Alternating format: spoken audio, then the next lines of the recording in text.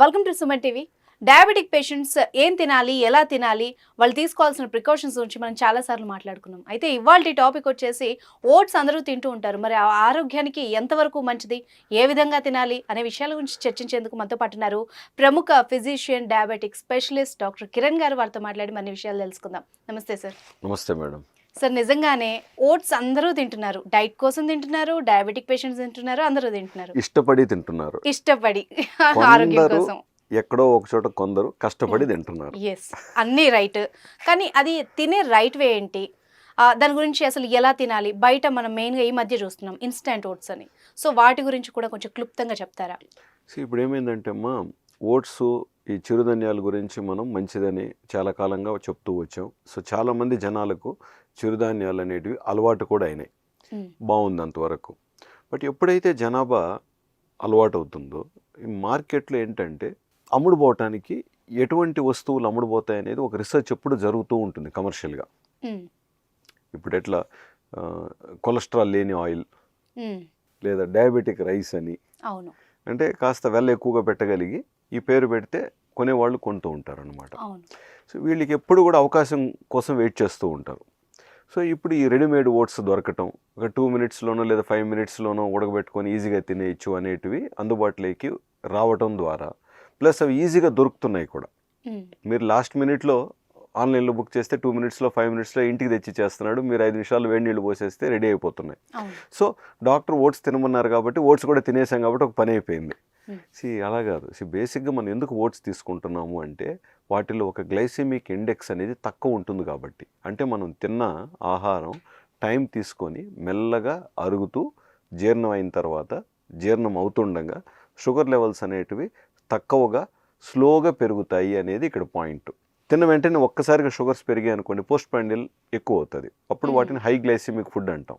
తిన్న తర్వాత స్లోగా పెరుగుతున్నాయి అనుకోండి. స్లోగా పెరుగుతున్నప్పుడు మనలో ఉన్న ఇన్సులిన్ కాస్త మేనేజ్ అయ్యి ఆ షుగర్ లెవెల్స్ పెరగకుండా కంట్రోల్ చేసుకునింది అనుకుందాం.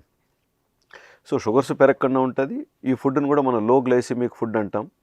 సో లాభం కూడా ఉంటుంది, అది పర్పస్. సో ఈ రెడీమేడ్గా ఫాస్ట్ కుకింగ్ అనేది ఏదైతే ఇప్పుడు యూత్ వీళ్ళు ట్రై చేస్తున్నారో అది మనం అది కాదు కదా సలహా ఇచ్చింది అనేది పాయింట్. అయితే ఇప్పుడు వెంటనే అంటే ఇప్పుడు ఇన్స్టెంట్ ఓట్స్కి మామూలుగా మనం తీసుకునే ఓట్స్కి ఏంటి సార్ డిఫరెన్స్? అంటే ఇవి ఒక రకంగా చూడడానికి కూడా కొంచెం డిఫరెంట్గా ఉన్నాయి, ఒక పొట్టు ఇలాగా కనబడుతూ ఉంటాయి. సో ఏంటి డిఫరెన్స్ వీటికి? ఇప్పుడు ఉదాహరణకి మనకు రైస్లో అన్పాలిష్డ్ రైస్, పాలిష్డ్ రైస్ ఉంది కదా. అన్పాలిష్డ్ లేదా లో పాలిష్ లేదా లెస్ పాలిష్, సింగిల్ పాలిష్ ఏంటి, దాంట్లో ఇంకా ఒక పొట్టు ఉంటుంది, బ్రాన్ ఉంటుంది. ఆ పొట్టుని బ్రాన్ కూడా అంటాం మనం. దానివల్ల మనకు పౌష్టిక విలువలు కూడా ఎక్కువగా ఉంటాయి, విటమిన్స్ వస్తాయి, బి కాంప్లెక్స్ ఉంటుంది అని అంటాం కదా. ఈ ఓట్స్ కూడా అదే విధంగా పొట్టు తీసే తయారీ ప్రయత్నాలు ఉంటాయి కదా.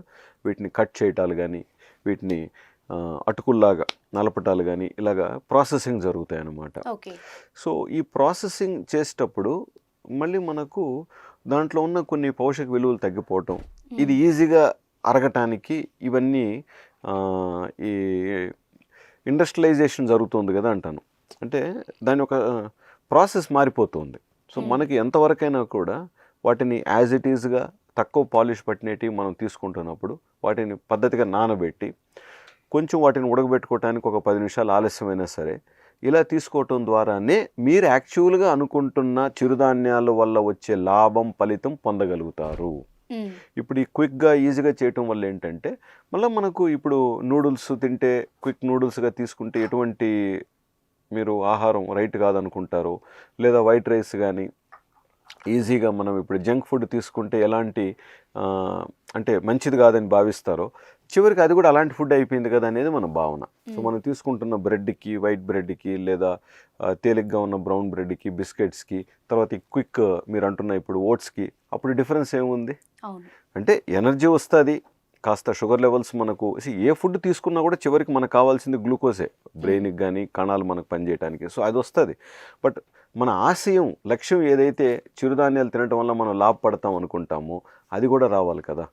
ప్లస్ అంతేకాకుండా ఇప్పుడు పెద్దవాళ్ళు, వయసులో పెద్దవాళ్ళకి కొంతమందికి కాన్స్టిపేషను, మలబద్ధకం సమస్యలు ఉంటాయి. ఈ క్విక్ ప్రాసెస్డ్ ఫుడ్స్ తీసుకున్నప్పుడు మలబద్ధకం సమస్య ఎక్కువ అయ్యే ప్రమాదం ఉంది, ఎక్కువ అవుతుందంటారు, ఛాన్సెస్ ఉంటాయి. సో మీరు మామూలుగా దొరికే చిరుధాన్యాలు, అరికెలు, సామెలు, ఓదలు మీ ఇష్టం, మామూలుగా రొటీన్గా దొరికేటివి మనం తీసుకున్నట్లయితే ఈ మలబద్ధకం సమస్య తగ్గచ్చు. తర్వాత అందులో బీటా గ్లూకాన్స్ అని ఉంటాయి అన్నమాట. వీటి ద్వారా బాడీకి చాలా లాభాలు.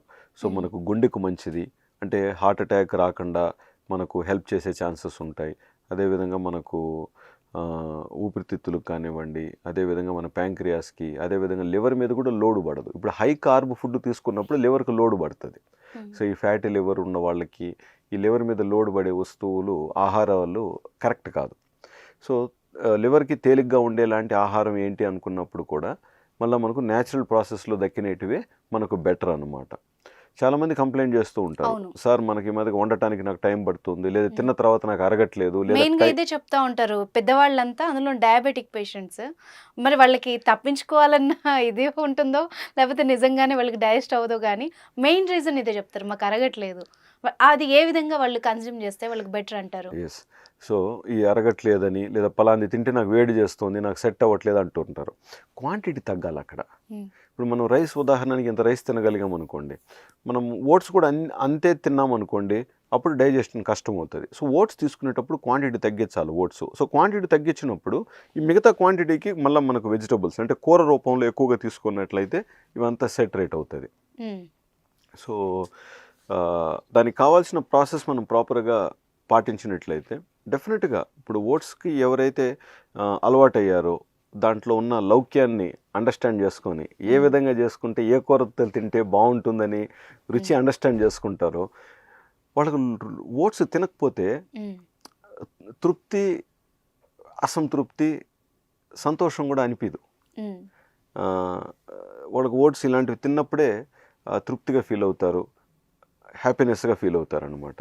సో ఏదైనా కూడా వీ హ్యావ్ టు అండర్స్టాండ్ అందులో ఉన్న సారాంశం ఏంటి, మనం ఎందుకు తీసుకుంటున్నాము, చివరిగా మనం తద్వారా కోరుకుంటున్న ఫలితాలు ఏంటి అనేది ఒకసారి మనం చూసుకున్నట్లయితే డెఫినెట్గా బాగుంటుంది. అండ్ ఫుడ్ తినడానికి ఒక 15 నిమిషాల ముందు మలబద్ధకం ఉన్నలాంటి వాళ్ళు వాటర్ కూడా ఒక 2-3 గ్లాసులు వాటర్ ముందస్తుగా తాగటం చాలా మంచిది. ఓకే. దీనివల్ల చాలా బెనిఫిట్స్ ఉంటాయి. గోరువెచ్చని నీళ్లు తీసుకోవటం ఇంకా మంచిది. ప్లస్ అరుగుదల లేట్ అవుతుంది అండ్ నైట్ తింటున్నారు అనుకున్నప్పుడు కొంచెం ఎర్లీగా డిన్నర్ చేసుకోవటం ద్వారా కూడా చాలామందికి బెనిఫిట్స్ ఉంటుంది. అండ్ బ్రేక్ఫాస్ట్ తీసుకుంటున్న వాళ్ళు ఓట్స్ బ్రేక్ఫాస్ట్ రెడీమేడ్ మీద ప్రిఫరెన్స్ కంటే కూడా ఇలాంటివి చేసుకుంటేనే కూడా మంచి ఆప్షన్ అంటున్నాం మనం.